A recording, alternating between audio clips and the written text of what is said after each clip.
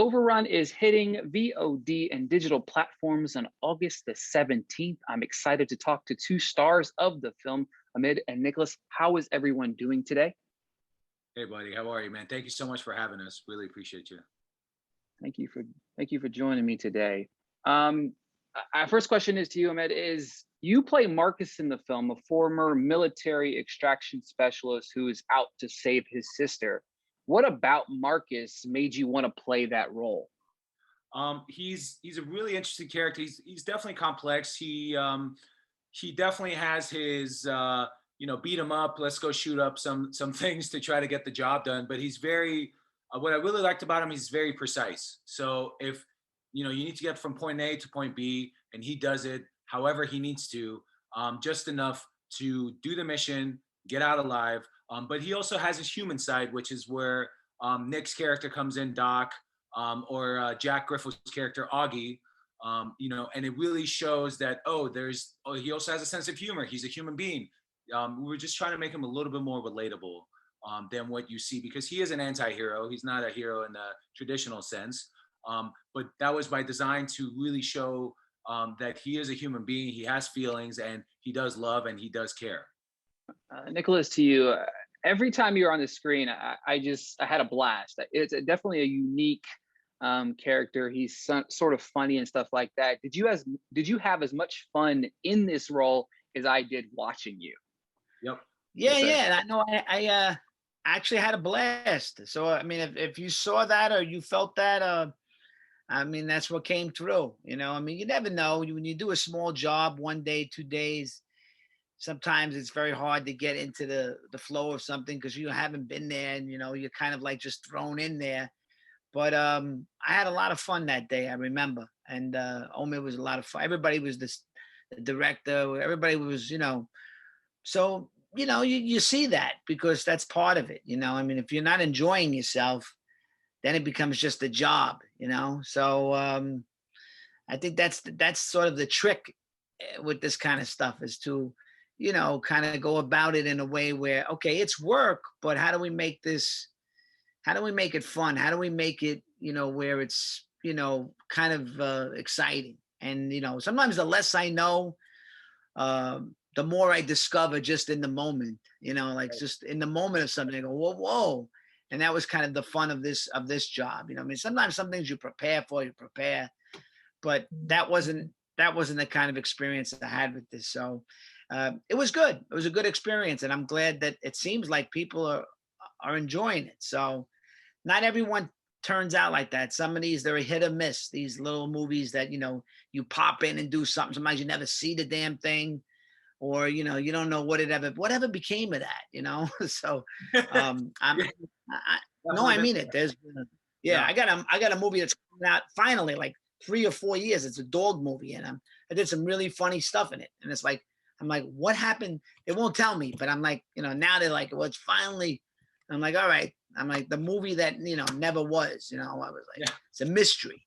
That movie is. Oh my God. It's crack up if I tell you about that movie. But at least it wasn't that long ago, this was just a year or two, a few years. And here it is. So, yeah. Good. Better than some of the other ones that I've done that, you see it and people go, hey, I saw you in that thing. I go, what thing?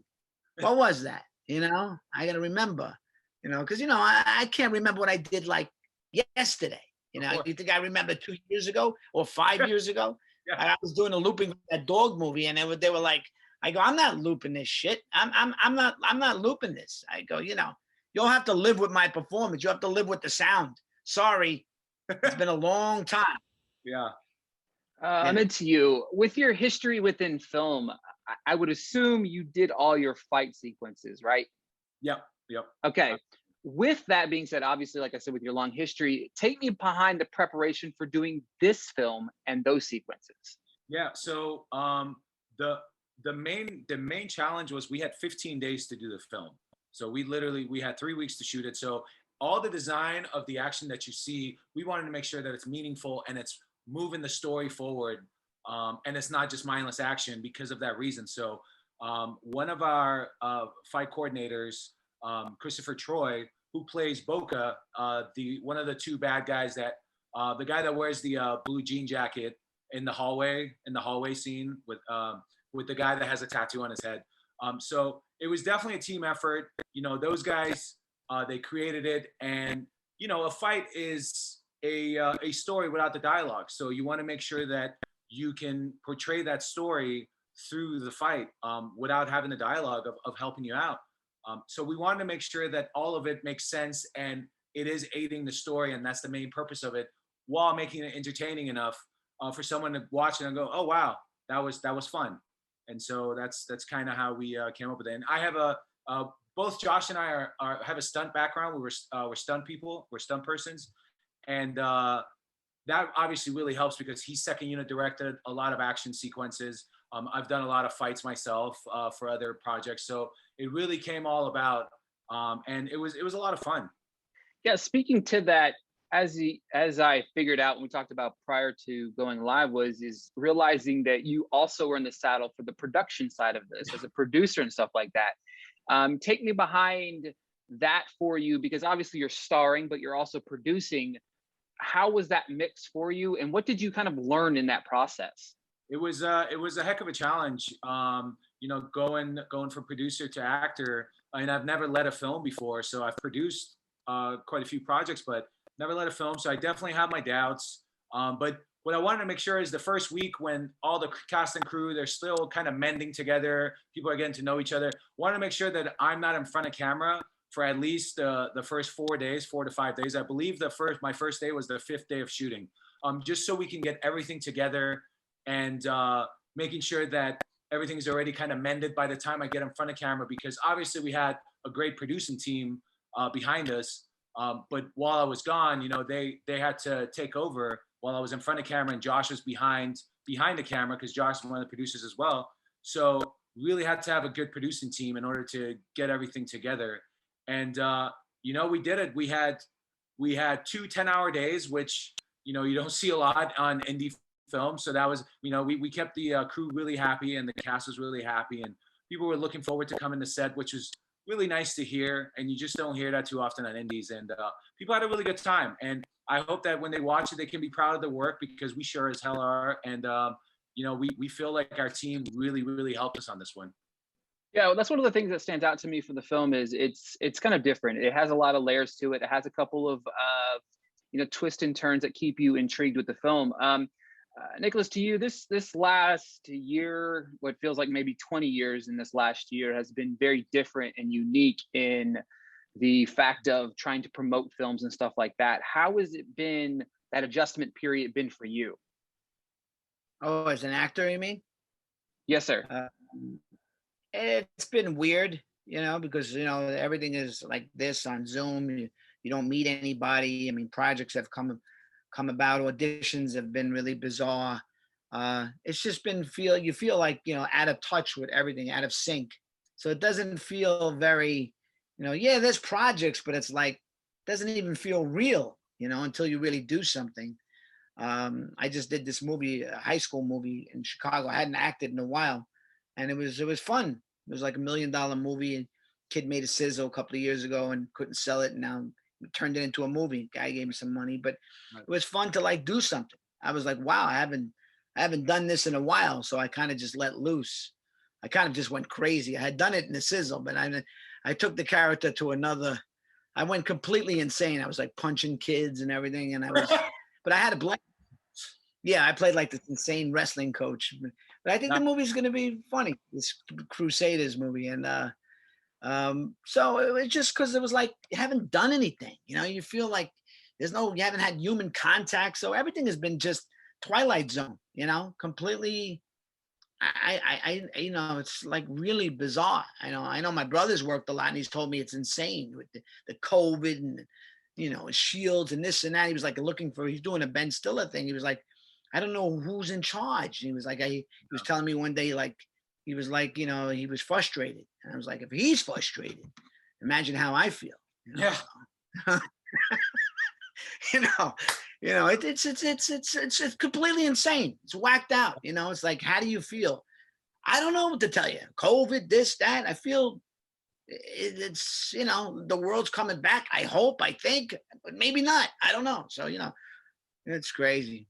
You know, I'm glad that, you know, Omid's got the movie out there and I'm going to see something. Cause like I say, you never hear of them. Like what came of it, you know, and where is it? At least this is coming out and it looks good. It looks promising because there was another little one I did that came out and I was like, wow, that was not very good. It wasn't my fault, but it just was not a good movie. I was like, I hated even being associated with it. And the guy who, you know, starred in it, like, you know, I'm sure Omid did a better job, but this guy just like, some guys shouldn't make themselves the star. You know, take another part, you know, but I think he's going to be fine because he's an action guy. He's a stunt guy. He'll be fine. I'm not worried about him. Yeah, exactly. And that's one of the things that you have to stand out within this world of indie films. There's a million films, but this one does stand out for me as well because it's just different, unique. It's a breath of fresh air of what we kind of need in this genre right now as well. I mean, before we go here, I'd be crazy not to talk about Bruce Dern. What was that like working with him? And yeah, tell me all about it. What a pleasure. I met Bruce on another film. Didn't really get to interact with him as much as I wanted to, but man, he was just, I mean, 50 plus year career, so many good stories from, you know, Charles Bronson to John Wayne. It was incredible. The guy was just nonstop. The energy he had, you know, everyone was just so entertained. We unfortunately only had him for a day, but man, he was just such a blast. The whole crew really enjoyed themselves, and Josh really loved directing them. Obviously, we all grew up watching the guy and his insane, expansive career. And you know, I was telling somebody else this. Guys like Nick, guys like Bruce Dern, guys like William Katt, you know, they really elevated my game. And there were definitely moments where I had my doubts. I had my doubts, but those guys really helped me elevate my acting, and it made me feel really good that A, I can hold my own with some of these veterans, and B, I'm constantly learning from them. You know, it was amazing. It was a really amazing experience. I want to thank you two gentlemen for your time today. Thank you so much for joining me. The film is fantastic. Overrun hits VOD digital platforms on August 17th. Everybody make sure to check it out, please. Thank you so much. Omid Zader on all platforms, and then Overrun Film is the handle for Instagram, and Turbo Panda Productions is our production company. Thank you so much, Ricky. Appreciate you, man.